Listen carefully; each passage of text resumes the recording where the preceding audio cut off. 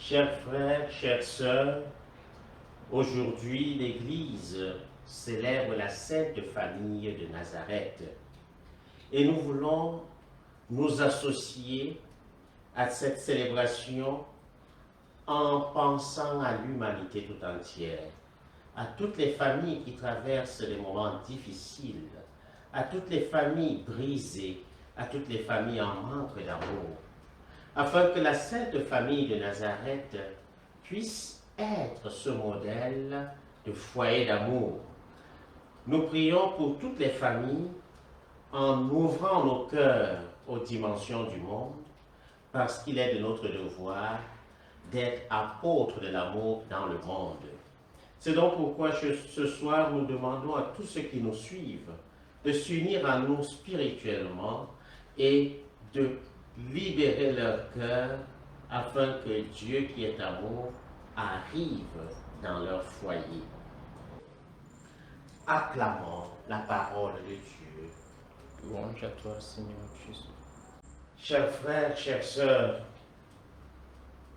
cette fête de la Sainte Famille est une fête de l'humanité.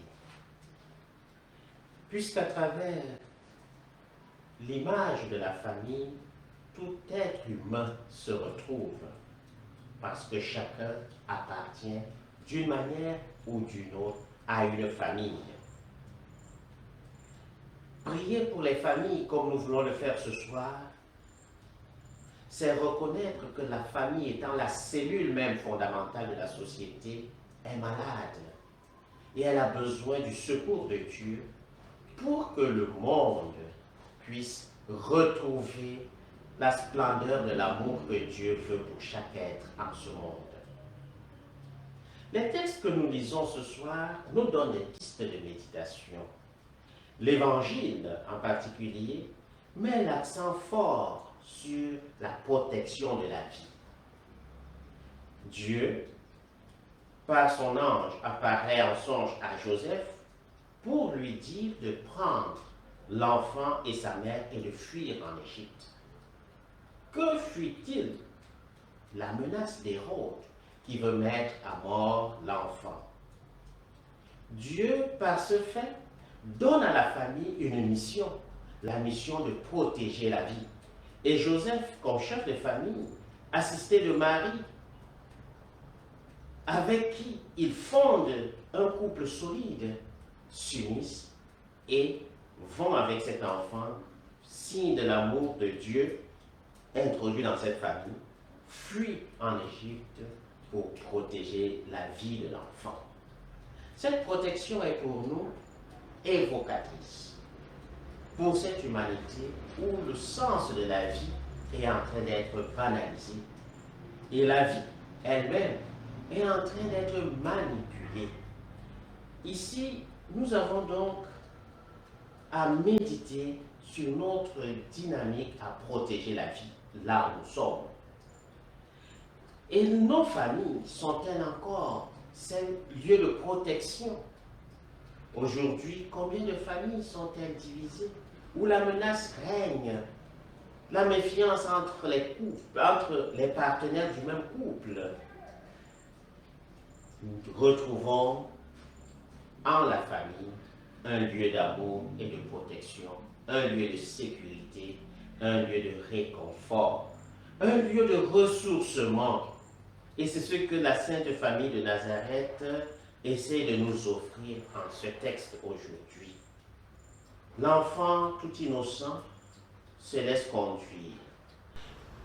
Tout enfant doit donc avoir cette dynamique de reconnaissance envers sa famille, sachant que Dieu est amour. Et ce Dieu qui est amour est un Dieu qui permet à l'homme de se situer dans sa relation vraie avec son Créateur.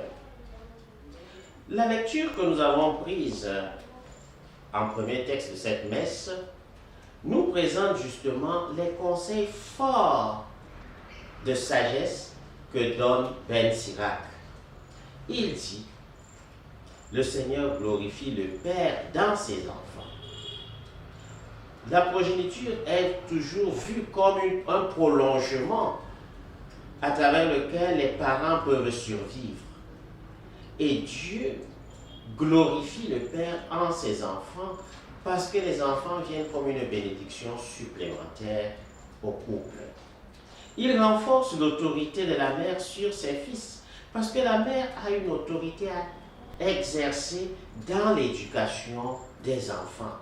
Aujourd'hui, nous constatons que les mères ont démissionné de cette autorité pour remettre cette autorité aux gadgets.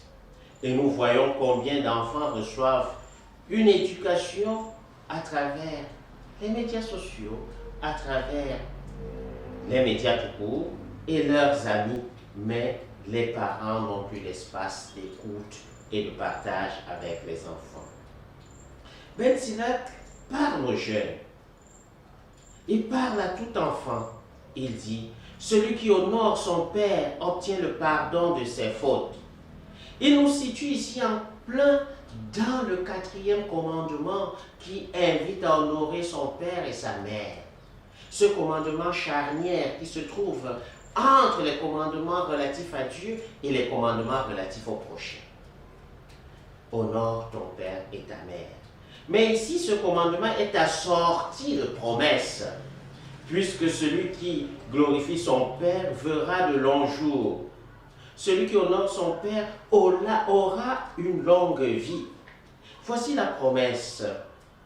Honore ton père et ta mère, à travers lequel tu obtiendras le pardon de tes fautes. À travers cet honneur que tu leur donnes, tu auras la joie dans tes propres enfants plus tard. À travers cet honneur que tu donnes à tes parents, tu verras ta prière être exaucée. Mais pourquoi tout cela? Parce que les parents sont l'image visible du Dieu invisible ici. Celui qui veut honorer Dieu commence par honorer les collaborateurs de Dieu que sont les parents. Celui qui obéit au Seigneur donne du réconfort à sa mère. On porte l'amour que l'on reçoit des parents, on recommunique cet amour aux parents et ces parents nous mettent en connexion avec Dieu puisqu'ils nous éduquent dans notre foi, dans la foi qu'ils pratiquent. C'est donc pourquoi en priant aujourd'hui pour nos familles, nous voulons que les familles redeviennent dans ces lieux d'éducation. Que les parents retrouvent leur place et les enfants la leur. Que chacun prenne sa place, que les enfants s'ouvrent à l'écoute des parents et que les parents comprennent leurs enfants et les accompagnent dans leur croissance. Avec amour, qu'ils donnent la juste punition, avec amour, qu'ils accompagnent cela vers leur épanouissement. Ben Sirac continue en disant, mon fils, soutiens ton père dans sa vieillesse. Ne le chagrine pas pendant sa vie. Soutiens ton père dans sa vieillesse. Combien de parents se trouvent abandonnés par leurs enfants? Ces parents qui hier étaient tellement dévoués pour leurs enfants, aujourd'hui se trouvent chosifiés et abandonnés. Ces enfants leur rendent à peine visite, et même quand ils y vont, c'est d'une manière claire. Il n'y a pas de pièce de rechange. Un parent restera un parent, quel qu'en soit ce qu'il a fait et quelle qu'en soit sa situation. Quelle que soit cette situation, le parent reste le parent.